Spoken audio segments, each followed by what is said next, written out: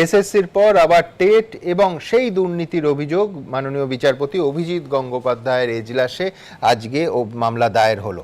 কি সেই মামলার মোদ্দা কথা, অভিযোগটা কি?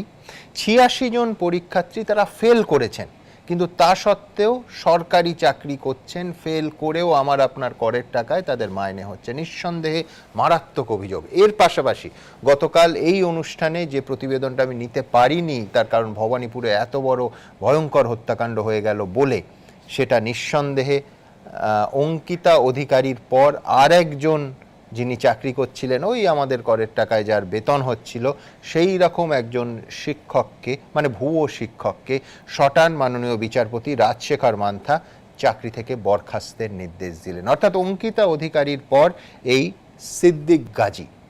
দেখুন পরের প্রতিবেদন। কলকাতা হাইকোর্টের নির্দেশে এসএসসি নিয়োগে দুর্নীতির অভিযোগে মোট ৮টি মামলার তদন্ত করছে সিবিআই। প্রাক্তন শিক্ষামন্ত্রী থেকে শুরু করে বর্তমান শিক্ষা প্রতিমন্ত্রীকে দফায় দফায় জিজ্ঞাসাবাদ করেছে কেন্দ্রীয় গোয়েন্দা সংস্থা। এই প্রেক্ষাপটে এবার 2014 প্রাইমারি টেটেও দুর্নীতির অভিযোগে মামলা দায়ের হলো আদালতে। মামলাকারীদের অভিযোগ, 2014 সালে প্রাথমিক শিক্ষক নিয়োগের জন্য যে টেট হয়েছিল তাতে ৮৬ জন পরীক্ষার্থী ফেল করেও প্রাথমিক শিক্ষকের চাকরি করছেন। সময় নষ্ট করলে মামলা সেই সব তথ্য প্রমাণ সংক্রান্ত নথি নষ্ট হতে পারে বলে এদিন আশঙ্কা প্রকাশ করেন মামলাকারীর আইনজীবী। এরপরই মঙ্গলবার জরুরি ভিত্তিতে মামলা দায়েরের অনুমতি ও শুনানির নির্দেশ দেন বিচারপতি অভিজিৎ গঙ্গোপাধ্যায়। তবে দুপুর 2:30 নাগাদ শুনানি শুরুর সময় মামলাকারীর তরফে জানানো হয় মামলা দায়েরের ক্ষেত্রে পদ্ধতিগত কিছু কাজ এখনো বাকি রয়েছে। এরপরেই বিচারপতি জানিয়ে দেন বুধবার দুপুর 2টায় এই মামলার শুনানি হবে। পার্থ চ্যাটার্জি এবং পরেশ অধিকারী, এখন আবার ব্রাত্য বসু, প্রত্যেকটি আমলে দুর্নীতি একেবারে রন্ধ্রে রন্ধ্রে ঢুকে গেছে। টেট পরীক্ষায় 8 লাখ 10 লাখ টাকা দর, কেউ জানে না কোথা থেকে কার নিয়োগ হয়ে গেল, ওয়েবসাইটে কোনো তালিকা নেই। যেগুলি ঠিক সেগুলি ঠিক, কোথাও ভুল থাকলে ভুল, আইনের ব্যাপার, কোনো মন্তব্য করব না। এসএসসি নিয়োগ দুর্নীতি মামলায় ইতিমধ্যেই আদালতের নির্দেশে শিক্ষকের চাকরি থেকে বরখাস্ত করা হয়েছে শিক্ষা প্রতিমন্ত্রী পরেশ অধিকারীর মেয়ে অঙ্কিতা অধিকারীকে। মন্ত্রী কন্যাকে 41 মাসের বেতন বাবদ পাওয়া টাকাও ফেরতের নির্দেশ দেওয়া হয়েছে। এই প্রেক্ষাপটে সোমবার সিদ্দিক গাজী নামে আরও এক শিক্ষকের চাকরি বাতিলের নির্দেশ দেন বিচারপতি রাজশেখর মান্থা। ওই ব্যক্তি 2021 সালের ফেব্রুয়ারি মাস থেকে মুর্শিদাবাদের সলুয়াডাঙ্গা উচ্চ বিদ্যালয় গণিতের শিক্ষক হিসেবে কর্মরত রয়েছেন। গত বছর কলকাতা হাইকোর্টে মামলা করেন এসএসসি চাকরি প্রার্থী অনুপ গুপ্ত। তিনি অভিযোগে বলেন, মেধা তালিকায় 200 নম্বরে থাকলেও তিনি চাকরি পাননি, কিন্তু মেধা তালিকায় 275 নম্বরে থাকা সিদ্দিক গাজী চাকরি পেয়েছেন। এই মামলাতেই সোমবার বিচারপতি রাজশেখর মান্থা চাকরি বাতিল করার জন্য মধ্যশিক্ষা পর্ষদকে নির্দেশ দেন। সৌভিক মজুমদার, কৃষ্ণেন্দু অধিকারী ও পূর্ণেন্দু সিংহের রিপোর্ট, এবিপি আনন্দ। আমি দেবাংশুর কাছে আসবো। টেটের অভিযোগ যদি সত্যি হয় তাহলে 2014 সালে 84 জন টেট পরীক্ষায় ফেল করেও সরকারি চাকরি পেয়েছে। সব থেকে বড় কথা, বাচ্চাদের পড়াচ্ছে, করের টাকায় তাদের মাইনে হচ্ছে। দেবাংশু, দেখুন সুমন্ত, আমি তো এখানে বসে এখন কিছু বলতে পারবো না, কিছু হয়েছে কি না হয়েছে, সবটাই আইন, আদালত এবং ভবিষ্যৎ এবং কালের গর্বে। তবে একটা ছোট্ট প্রশ্ন একজন সাধারণ মানুষ হিসাবে সেটা আমার মনে, সেটা হচ্ছে 2014 সালে যে নিয়োগটা হয়েছে, এত বছর ধরে তারা কাজও করছেন, চাকরিও করছেন, যে 15, 16, 17, 18, 19, 20, 21, 22, 8 বছর পরে বা 8 বছরের মাথায় এসে এটা নিয়ে হঠাৎ করে মামলা হওয়া, আমি জানি না, মানে সত্যি সত্যি আমি তো আগাম কিছু বলার জায়গাতে নেই। তবে এই সামান্য প্রশ্নটা হচ্ছে 8 বছর লেগে গেল এটা বুঝতে। অঙ্কিতা অধিকারীর ক্ষেত্রে তাই হয়েছিল, 16 থেকে 22 বেশ অনেকগুলো বছর চলে গেছিল। তারপরে দেখা গেল যে নিয়োগটাই বেআইনি এবং অন্য কেউ নয়, বিরোধী দল নয়, মাননীয় বিচারপতি বরখাস্ত করছেন এবং বলছেন মাইনে ফেরত দিতে হবে। না, আমি বলছি সেটারও তো মামলা চলছে দীর্ঘদিন যাবত। আমি বলছি এটার ক্ষেত্রে যে মামলাটা মানে 8 বছর পরে যে এটা নিয়ে একটা মানে তদন্তের জায়গা রয়েছে বা ইত্যাদি ইত্যাদি আদালতে যাওয়া যেতে পারে, সেটা 8 বছর পরে হঠাৎ মনে হওয়াটা না, 8 বছর নয়, একেবারে 1.5 বছর এই নিয়োগ হয়েছে। এই যে 1.5 বছর তার নিয়োগ হয়েছে, 8 বছর নয়। আমি বলছি 2014 সালের যে এটা 2014 সালের পরীক্ষাটা হয়েছিল, নিয়োগটা 1.5 বছর হয়েছে এবং 1.5 বছর ধরে তারা কাজও করছে না। আমি ওটাই বলতে চাইছি যে প্রবলভাবে ইন্দ্রজিৎ ঘোষ 1.5 বছর আগে নিয়োগ হয়েছে, নিয়োগের পরেই তো মামলা হবে। আমি ইন্দ্রজিতের কাছে আসবো। ইন্দ্রজিৎ, তার সঙ্গে শুধু আমি গতকাল যে কোর্টের ঘটনা, অনেকে বলছিলেন যে এজলাস বদলে গেল, কিন্তু দেখা গেল যে এজলাস বদলালে রায়টা বদলালো না। কেন? যে নবম দশমের অঙ্কের শিক্ষক যিনি ওই মেধা তালিকায়, গতকাল এসএসসির কথা বলছি, যে যেখানে 200 যিনি পেয়েছেন তিনি চাকরি পেলেন না, কে চাকরি পেল? যে 275-এ যার র্যাঙ্ক ছিল, অর্থাৎ অযোগ্য একজন ব্যক্তি 200 ভদ্রলোককে, যোগ্য ব্যক্তিকে সম্পূর্ণ বঞ্চিত করে চাকরি না দিয়ে তিনি চাকরি পেলেন। এবং একেবারে অঙ্কিতা অধিকারীর মামলা রিপিটেশন, মাননীয় বিচারপতি রাজশেখর মান্থা তিনি একেবারে পরিষ্কার, এক্স্যাক্টলি, আপনি সেদিন ছিলেন, সম্ভবত দেবাংশুও ছিল স্টুডিওতে, ববিতারা বলছিল অন্তত 400 কেস তারা জানে। আমি বলছি 400 কেসের অন্তত একটা কেস তো দেখাই গেল। মাননীয় বিচারপতি তাতে স্বীকৃতির শিলমোহর লাগালেন। ইন্দ্রজিৎ, সময় শুরু। প্রথম কথা বলি যে এই যে ভুল তথ্য হচ্ছে না, 2014 সালের বললেন 2014 সালের নোটিফিকেশন, এই পরীক্ষাটা হয়েছিল 2015 সালের 9ই অক্টোবর, রেজাল্ট বেরিয়েছিল 2016 সালের 14ই আগস্ট, আর এই নিয়োগ প্রক্রিয়া শুরু করেছিল 2017 সালের জানুয়ারি মাসে। এবং আমি এই ডেটগুলো কেন বললাম যে প্রসিডিওরটা এত দেরি করে হয় এই রাজ্যের ক্ষেত্রে, সেটা একটা আমার এজেন্ডার মধ্যে। দ্বিতীয় কথা যেটা বলছি, এই নিয়োগে দুর্নীতি হয়েছিল 2016 সালের জানুয়ারি মাস থেকে আমরা বলেছিলাম, এবং প্রতিদিন এই ঘটনাগুলো ঘটছে। এই সিদ্দিক গাজী, আর দেখুন একটা কথা বলছি, চুরি করেছে, আদালতে অভিজিৎ গঙ্গোপাধ্যায়ের এজলাসে হচ্ছিল, উনি পক্ষপাতিত্ব বলে তার এজলাসে ঢুকতে দেবে না বলে তৃণমূলী আইনজীবীরা লাফালাফি করেছিল, কিন্তু এজলাস বদলালেও রায় বদলালো না, কারণ ওটা চুরি করেছে, এটা নিয়ে তো সন্দেহ নেই। 2 নম্বর বিষয় যেটা হচ্ছে প্রাইমারি, এটা হচ্ছে কেন, আমি শুনবাবু পুরনো রেকর্ড আপনারা এখানে বসেই আমি বলে গেছিলাম 2014 সালের প্রাইমারি টেট ওপেন হলে অনেক কিছু ওপেন হয়ে যাবে। এখনো এটার টিপ অফ দি আইসবার্গ, এটা তো বুঝতে হবে যে আজকে প্রাথমিক শিক্ষা সংসদের চেয়ারম্যান মানিক ভট্টাচার্য, নাম করেই বলছি, ওনার অফিসে বসেই লেনদেন হয়েছে, এবং একাধিক কেস আছে।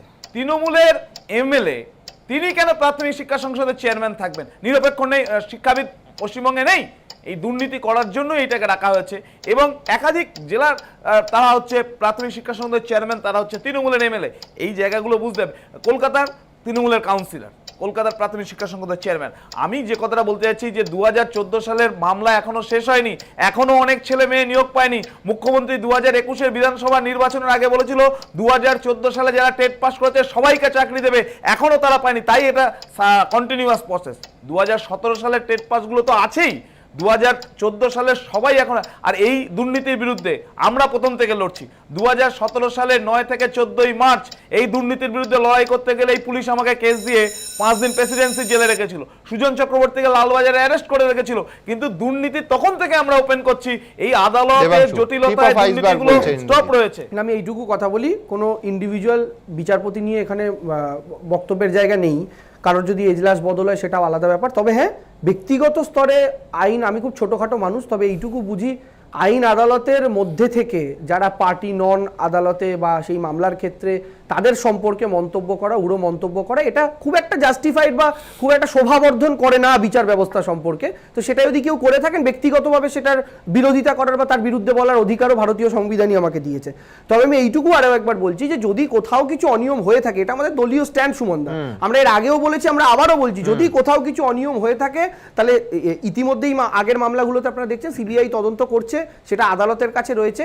এখানেও এই বিষয়টা নিয়ে যদি কিছু প্রশ্ন আসে আদালত বিচার করবেন। কেউ যদি অন্যায় করে থাকেন, যে ব্যক্তি বা যারাই যুক্ত রয়েছেন, ভবিষ্যৎ প্রজন্ম আমাদের, আমি বলছি যদি একটাও ঘটনা ঘটে থাকে, আমি বলছি রাজ্য পুলিশ প্রশাসন অ্যাক্ট করলো না কেন? কেন সিবিআই এর দিকে তাকিয়ে থাকতে হবে আমাদের? আমি দেবজিতের কাছে যাব সম্পূর্ণ অন্য একটা খারাপ লাগার জায়গা থেকে।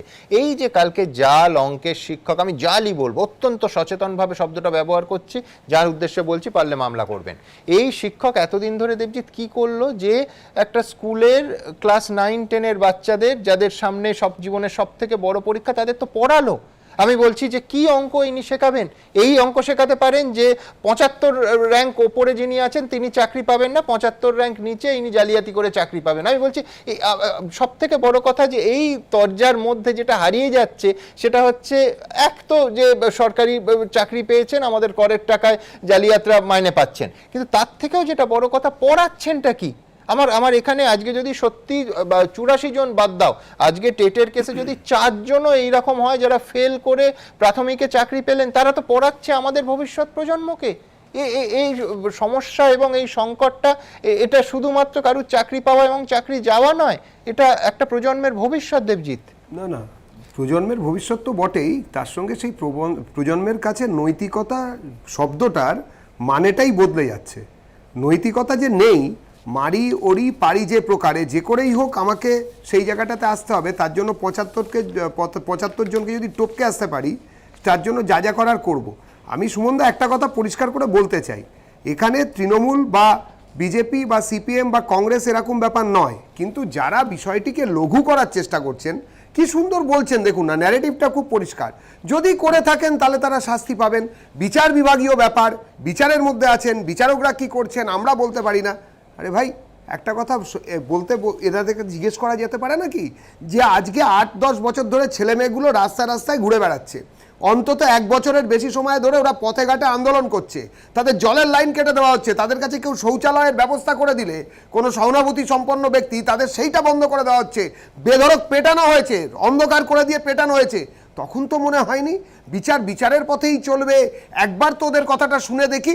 আজকে যখন বিচারকরা রায় দেওয়া শুরু করেছেন, একের পর এক যখন ঝুলির থেকে বেড়াল বেরিয়ে উচ্চ কণ্ঠে ম্যাও ম্যাও বলে ডাকতে শুরু করেছে, যখন একেবারে দুর্নীতির নিচ থেকে ওপর অব্দি পুরো ভাসিয়ে নিয়ে যাচ্ছে দুর্নীতির স্রোত, এখন গলা অল্প করে মনে পড়ে না সেই দিনটা বলছেন বিচার ব্যবস্থাতেই চলবে। সুমনবাবু জিজ্ঞেস করুন, আজকে জিজ্ঞেস করুন যারা বিচার ব্যবস্থার কথা বলছেন। 1 মিনিট, তুমি তো বললে এতক্ষণ, তোমার কাছেই বিনম্র প্রশ্ন, 30 সেকেন্ড বলেছি। তুমি বলো যে হাইকোর্টে যখন বিষয়টা গেল, সেখানে যখন অর্ডারের পর অর্ডার বেরোচ্ছে, সেগুলোকে নিয়ে জনগণের ট্যাক্সের পয়সায় ডিভিশন বেঞ্চে কেন? আচ্ছা একটু বলি, রঞ্জিতদা, আমি আমাদের দলীয় জায়গাটা ক্লিয়ার করে বলেছি যে যদি কেউ অপরাধ করে তার পাশে আমরা নেই, কিন্তু একটা কথা এখানে দাঁড়িয়ে 1 সেকেন্ড আপনাদের সময় শুনেছি কথাটা, একটু দাঁড়ান।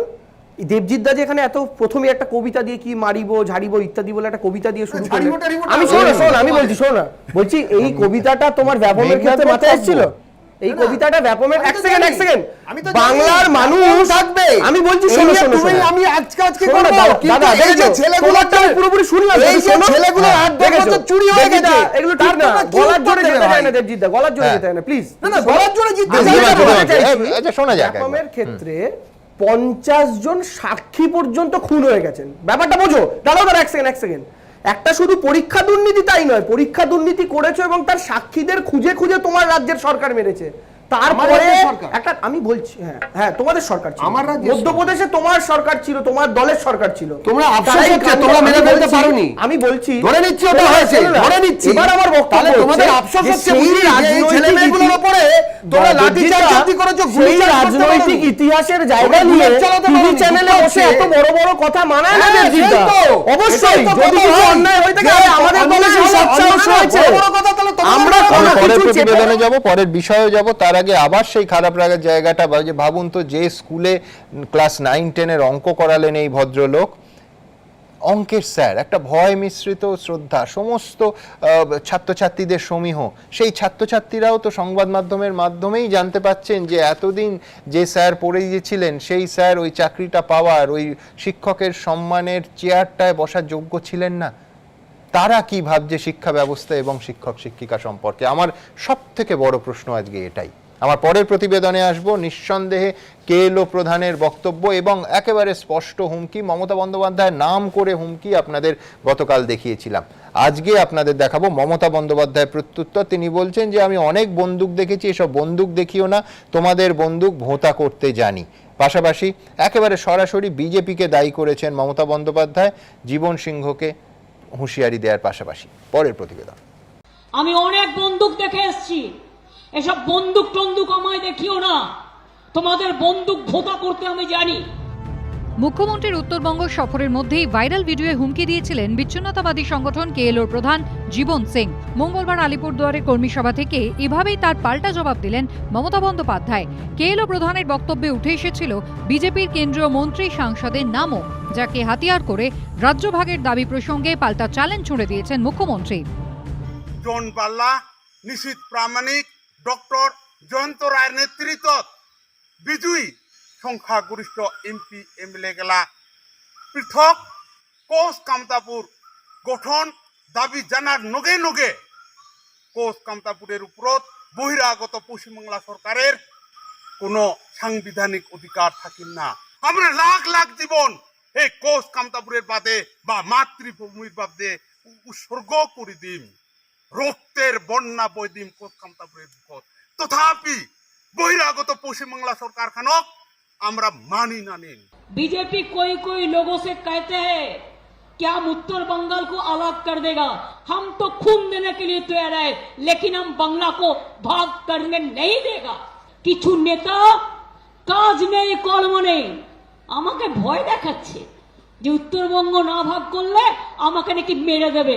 আমি বলে তোমার ক্ষমতা থাকলে আমার বুকে বন্দুক ঠাকাও। এত বড় ক্ষমতা তোমাদের, বিজেপির প্রশ্রয় এসব হচ্ছে জেনে রাখুন। বিজেপি যখনই নির্বাচন আসে ভাগ করার কথা বলে, ভাগাভাগির কথা বলে। বিজেপির অবস্থান পশ্চিমবঙ্গের প্রত্যেকটি মানুষের জানা। আমরা এই রাজ্যভাগের বিরুদ্ধে। তৃণমূল কংগ্রেস উত্তরবঙ্গে অস্থিরতা তৈরি করেছে। পাহাড়ে কখনো লেপচা, কখনো ভুটিয়া, কখনো গোর্খাদের মধ্যে আলাদা কাউন্সিল গঠন করে তাদের অবিভক্ত সমাজকে তারা সেখানে টুকরো করেছে। উত্তরকন্যা তৈরি করে বলা হয়েছিল সমস্ত সেক্রেটারিয়েট ওখানে গিয়ে বসবে, মন্ত্রীরা নিয়ম করে সেখানে যাবেন। কিন্তু বাস্তব স্থিতি যেটা দাঁড়িয়েছে, সেখানে উত্তরবঙ্গ দক্ষিণবঙ্গ আলাদা করে দেখতে গিয়ে সেখানে একটা মনের মধ্যে একটা বড় ব্যবধান তৈরি করে দিয়েছে, কিন্তু সার্বিক উন্নয়ন সেখানে আসেনি। কেএলওর দৌরাত্মে একসময় রক্তাক্ত হয়েছে উত্তরবঙ্গ, ফের হুঁশিয়ারির সুর তাদের গলায়। পাল্টা চ্যালেঞ্জ ছুঁড়ে দিলেন মমতা বন্দ্যোপাধ্যায়। সব মিলিয়ে ফের থমথমে পরিস্থিতি। আশাবুল হোসেন, অরিন্দম সেন ও দীপক ঘোষের রিপোর্ট, এবিপি আনন্দ। আমি দেবজিতের কাছে যাব। দেবজিৎ, একেবারে কামতাপুরীদের রাজনৈতিক সিদ্ধান্ত এর আগে বহুবার আমরা শুনেছি, প্রতিজ্ঞাও শুনেছি, কিন্তু নতুন যেটা সেটা হচ্ছে এই বিবৃতিতে তারা বিজেপির সাহায্য চাইলেন এবং নাম করে জন বার্লা, নিশীথ প্রামাণিক যিনি কেন্দ্রের মন্ত্রী, কেন্দ্রের স্বরাষ্ট্র প্রতিমন্ত্রী, জয়ন্ত রায়, জন বার্লা তো সংখ্যালঘু উন্নয়ন প্রতিমন্ত্রী, অর্থাৎ দুজন মন্ত্রী একজন সাংসদের নাম করে সাহায্য চাইলেন বিজেপির তাদের রাজনৈতিক অবস্থানের ক্ষেত্রে। আমরা সুমন্ত অবস্থানগতভাবে পরিষ্কার একদম, আমরা রাজ্যভাগ কখনোই চাইনি, কিন্তু তার সঙ্গে উত্তরবঙ্গে বঞ্চিত অবহেলিত যারা রয়েছেন বিভিন্ন জনজাতি এবং সাধারণ মানুষ, সে পাহাড়েরই হোক কিংবা সমতলের, তাদের প্রতি নিরন্তর বঞ্চনা হয়েছে। সেটা এর আগের 34 বছরও হয়েছে এবং গত 11 বছরে সেই বঞ্চনা কিছুটা লাঘব হবে বলে আমাদের আশা ছিল, ওখানকার মানুষেরও আশা ছিল, কিন্তু সেটা হয়নি। উত্তরকন্যা সম্পর্কে আমাদের কিন্তু দেবজিৎ, আমি একটা জায়গায় শ্রমিকের সঙ্গে আমি একমত হলাম না, শ্রমিক ভট্টাচার্যের সঙ্গে। বলছে বিজেপির অবস্থান প্রত্যেকটি মানুষ যারা জানে না, তার কারণ বিজেপির কিছু নেতা যারা উত্তরবঙ্গে একেবারে সরাসরি বাংলা ভাগের দাবি তোলেন, আর কলকাতার নেতারা যারা রাজ্য স্তরের নেতা তারা বলেন না, ওটা বিচ্ছিন্ন দাবি। আজ অব্দি এটা ক্লিয়ার হয়নি। রাজু বিস থেকে জন বার্লার সুর এবং তোমাদের সুর, স্টুডিওতে মুখপত্রদের সুর কোনোদিন মেলে না। সুমনদা, যেটা পরিষ্কার ভাবে বলার জায়গা, আপনারা দেখবেন যে প্রচন্ড হতাশা থেকে, প্রচন্ড ফ্রাস্ট্রেশন থেকে তারা এরম ভাবে বলেন যে তাহলে আলাদা হলেই হতো, কিন্তু তারা কখনো আলাদা হবার কথা বলেননি যে এরকম চললে আলাদা হওয়া যেতে পারে। আবার বলছি এই সুরটাও মিললো না। আমি জন বার্লা বা যারা রাজু বিস তাকে আলাদা হলেই হতো এই সুরে কোনোদিন বলতে শুনিনি দেবাংশু। আর যেহেতু বামেদের কথা হলো, আমি ইন্দ্রজিতের কাছেও আসবো, পঙ্কজদার কাছেও আসবো। দেবাংশু, আচ্ছা আমি একটু বলি। আচ্ছা, প্রথম কথা হচ্ছে সুমনদা, আপনি যে পয়েন্টটা তুললেন, অমিত শাহ যে উত্তরবঙ্গে সভা করে গেলেন, সে অমিত শাহের সভাতে দাঁড়িয়ে বক্তা তালিকায় যারা উত্তরবঙ্গের বিধায়করা ছিলেন, সাংসদেরা ছিলেন, তারা অমিত শাহের সভা মঞ্চে দাঁড়িয়ে রাজ্যভাগের দাবি তুলেছেন। অমিত শাহের সভায় দাঁড়িয়ে, ওটা তো অফিসিয়াল সভা, ওটা তো আর আলাদা করে কোনো সভা তারা বলতে পারবেন না। মুখপাত্র এখানে বসে তো বলতে পারবেন আমি অমিত শাহের চেয়ে বড় নেতা। সেই অমিত শাহের সভায় দাঁড়িয়ে যে বক্তব্যটা করা হয়, আমি ওটাকে অফিসিয়াল ধরবো না? এখানে এবিপি আনন্দে দেবজিৎ সরকারের বক্তব্যকে অফিসিয়াল ধরবো বলুন তো? একের পর একদিন আমার বলতে দাও, একের পর একদিন রাজু বিস থেকে শুরু করে একের পর এক নেতা, শুধু ওখানে নয়, ওখানে রাজু বিস তো এই কথা বলছেন, এদিকে আবার জঙ্গলমহল আলাদা রাজ্য চাই বলে সৌমিত্র খা বক্তব্য রাখছেন। এদের কারোর বিরুদ্ধে কোনো রকমের রাজনৈতিক অ্যাকশন বিজেপির তরফ থেকে নেওয়া হয়েছে? খালি চুপচাপ দক্ষিণবঙ্গে এক কথা বলা হয়, উত্তরবঙ্গে এক কথা বলা হয়। আমার প্রশ্নের জায়গাটা খুব ক্লিয়ার যে তারপর আমার প্রশ্নের জায়গাটাও খুব ক্লিয়ার যে একেবারে তৃণমূল বারবার, আজকে মমতা বন্দ্যোপাধ্যায় বলেছেন যে রক্ত দিতে প্রস্তুত আছি, বাংলা ভাগ করতে দেব না, কিন্তু কার্যক্ষেত্রে একাধিকবার বিমল গুরুং এর সঙ্গে যার ঘোষিত গোর্খাল্যান্ড আলাদা, গোর্খাল্যান্ড রাজ্য তার ঘোষিত অবস্থান, কি করে সমঝোতা হয়, রাজনৈতিক সমঝোতা কি করে জোট হয়? দেখুন সুমনদা, একটা কথা এখানে বলে রাখা ভালো, সেটা হচ্ছে এমন অনেক ক্ষেত্রে, অনেক প্রশাসনিক সিদ্ধান্তর ক্ষেত্রে এমন অনেক ইস্যু থাকে যেগুলোর ক্ষেত্রে একটা জায়গায় দাঙ্গা থেকে শুরু করে এরকম পরিস্থিতি সৃষ্টি হতে পারে। আমি এটা নিয়ে আলাদা করে কোনো ঘটনা নিয়ে বলছি না, হ্যাঁ। আমি বলছি সেই পরিস্থিতিগুলোকে একটু আমার তো কৌশলগতভাবে গত সপ্তাহে handle অর্জুন সিং এর করার কথা প্রয়োজন মনে পড়ে। পড়েছে, দাদা রাজনীতিতে এসব চলে। আমার কথাটা একটু ক্লিয়ার করতে একজন হবে। মায়ের কিন্তু কোল আমার খাইয়ে বক্তব্যের ছিল। জায়গাটা হচ্ছে গুলি যে খেয়েছিলেন, যেখানেই পুলিশে যার চাকরি করতেন সঙ্গে ভদ্রলোক। রাজনৈতিক সমঝোতার ক্ষেত্রে একটা কথা তো রাজনৈতিক আপনারা সবাই বলতে সমঝোতা- পারবেন এখানে যে তৃণমূল কংগ্রেস এবং আমাদের নেত্রী মুখ্যমন্ত্রী রাজনৈতিক- মমতা বন্দ্যোপাধ্যায় হ্যাঁ। দার্জিলিং এ দাঁড়িয়ে এটা বুক টুকে বলে আসতে পারেন আমরা গোর্খাল্যান্ড চাই না, গোর্খাল্যান্ড হতে দেবো না, তারপরে কে কোন সমঝোতার জন্য রেডি আছো বলো। আমাদের বা অন্তত আমি একবার আমি ইন্দ্রজিতের কাছে আসবো, কিন্তু তার আগে পঙ্কজ দত্তের কাছে, যে সব থেকে বড় প্রশ্ন পঙ্কজ দা এখানে দাঁড়িয়ে, যে বিচ্ছিন্নতাবাদী আন্দোলন এই রাজ্য একাধিকবার সাক্ষী হয়েছে, আজকে এই এত ভিডিও বার্তাটা দেখলেই পরিষ্কার যে আগ্নেয়াস্ত্র পরিষ্কার দেখা যাচ্ছে, আবার কি আরেকটা জায়গায় অশান্তি মাথাচাড়া দিচ্ছে, নাকি এখনো টু আর্লি টু কমেন্ট, এখনো আশঙ্কিত হওয়ার কারণ হয়নি? পঙ্কজ দা? আমি দ্ব্যর্থহীন ভাষায় জীবন সিংয়ের এই উক্তির নিন্দা করলাম এবং আমি বিশ্বাস করি বেঙ্গল পুলিশ ইমিডিয়েটলি কেএলও প্রধানকে অ্যারেস্ট করবে with the help of the central government. এবার এই প্রসঙ্গে আপনাকে বলে রাখি, রুলিং পার্টি ইন বেঙ্গল তারা যেমন দ্বিচারিতা আশ্রয় নিচ্ছে, বিজেপিও দ্বিচারিতা আশ্রয় নিচ্ছে। কেমন, আপনাকে একটা উদাহরণ দিই। বিমল গুরুংয়ের নামে যখন ওয়ারেন্ট অফ অ্যারেস্ট জারি ছিল, সেই সময় বিমল গুরুংকে পুলিশ এসকর্ট দিয়ে কলকাতায় এনে রাত্রিবাস করিয়ে গ্রেট ইস্টার্ন হোটেলে প্রেস কনফারেন্স করেছে এই সিপির নাকের ডগায়, এবং এই ডিজি মিস্টার বীরেন্দ্র ছিলেন তার নাকের ডগায়, এবং that was allowed by the ruling dispensation of the state. এইটা হচ্ছে দ্বিচারিতা। তখন ওর নামে 121টা মামলা ছিল, আজকে 121টা মামলা বাল্ক মামলা তুলে দিয়ে এখন সাপের ছুঁচু গেলার মতো অবস্থা হয়েছে এই সরকারের। দ্বিতীয় জিনিস আপনাকে বলছি, বিজেপি একটা দ্বিচারিতা আশ্রয় নিয়েছে।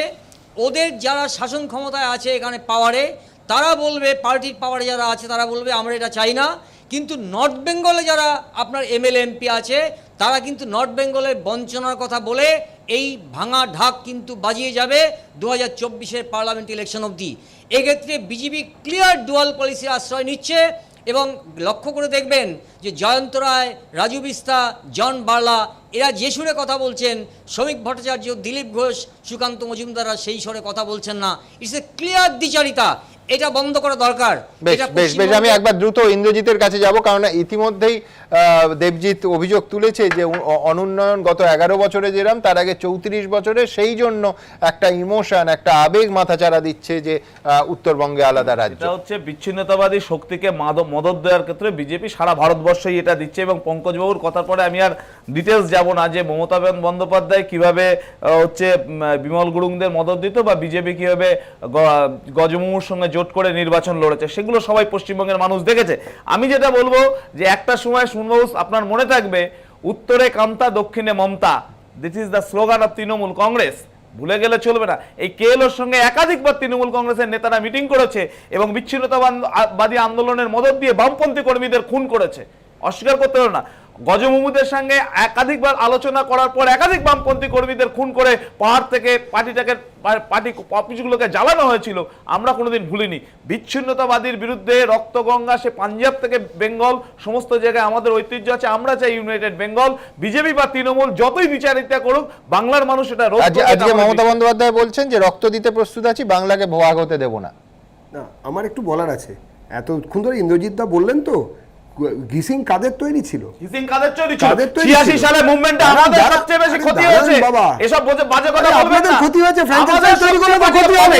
ফ্র্যাঙ্কেনস্টাইন তৈরি করলে ক্ষতি হবে না, ফ্র্যাঙ্কেনস্টাইন আমরা তৈরি করিনি। তৈরি করলে আমরা ফ্র্যাঙ্কেনস্টাইন তৈরি করিনি, সব বাজে কথা বলছেন। শুনুন না এক মিনিট, ঘিসিং কারা তৈরি করেছিল? আপনি বলুন। আপনার না, আমি কেন বলবো? আপনারা তো সব জানতা।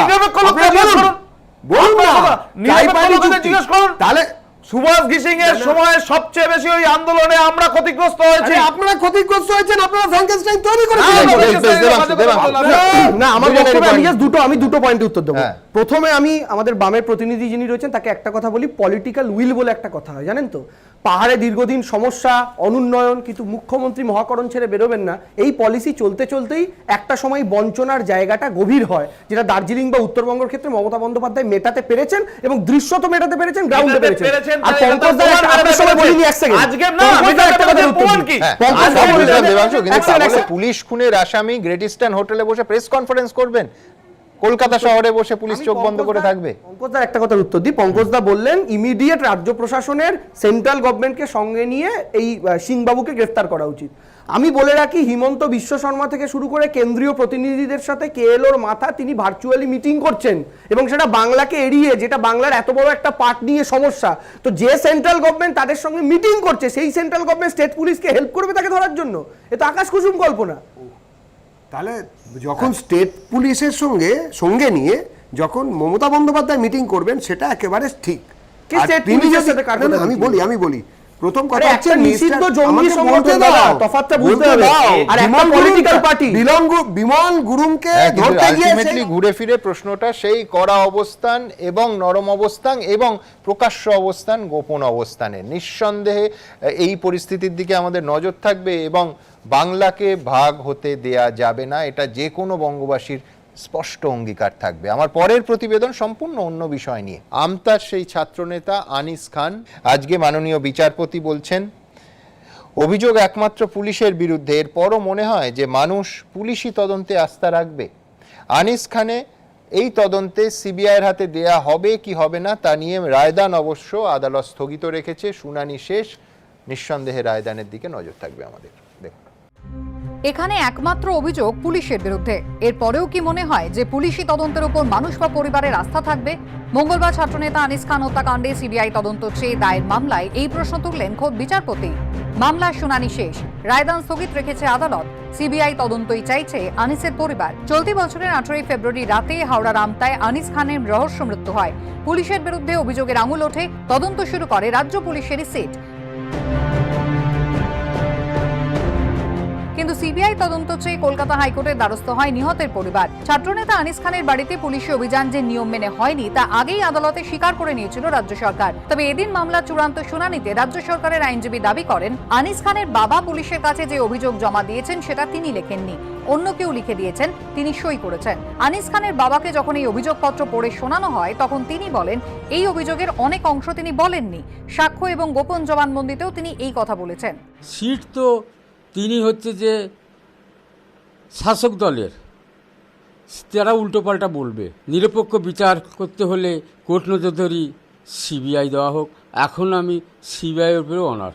এদিন রাজ্য সরকারি আইনজীবী আদালতে দাবি করেন সত্য উদ্ঘাটনের সব চেষ্টা রাজ্য সরকার করছে, সিট গঠন করা হয়েছে, রাজ্যের তদন্তকারীদের উপর অনাস্থার কোনো কারণ নেই। পাল্টা আনিসের পরিবারের আইনজীবী বলেন রাজ্য সরকার সত্য উদ্ঘাটনে ব্যর্থ হয়েছে, তদন্তে কিছুই উঠে আসেনি। কার নির্দেশে এই অভিযান চালানো হয়েছে সেটা স্পষ্ট করে সিট বলতে পারেনি। কার নির্দেশে ওই রাতে পুলিশ আশপাশের বাড়ির ছাদে উঠে আনিসের বাড়ি ঘিরে ফেলে তার কোনো উত্তর নেই। তিনি দাবি করেন পুলিশ জোর করে ঘরে ঢুকে আনিস খানকে হত্যা করেছে। পুলিশ মার্ডার করে গেল, আমাকে বন্দুক ধরে পুলিশ আমাকে দাঁড় করিয়ে রাখলো। রাজ্য কিছু ভুল বকছে, তারা কিছু অনুসন্ধান করতে পারে না, করবেও না।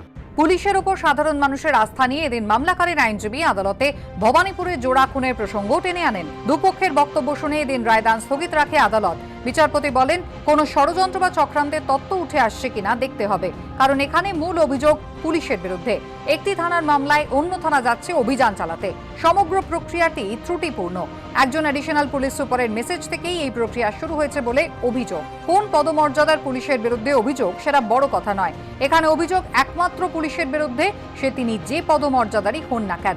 পুলিশ আনিস খানের বাড়িতে গেছিল, প্রথমে অস্বীকার করেছে, পরে সত্যকে এড়িয়ে যেতে পারেনি। শুধু সিভিক ভলেন্টিয়ারের ঘাড়ে দোষ চাপালে হবে?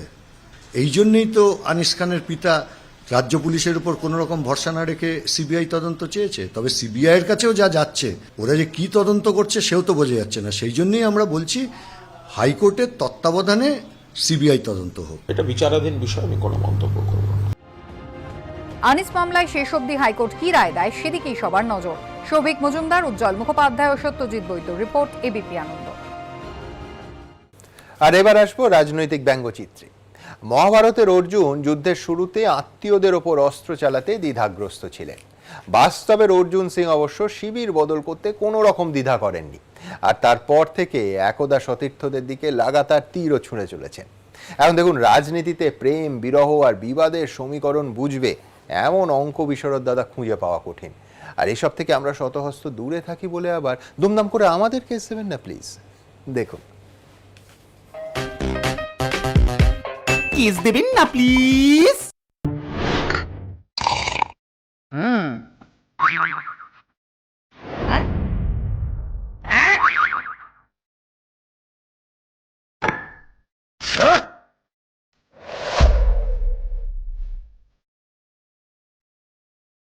Yes.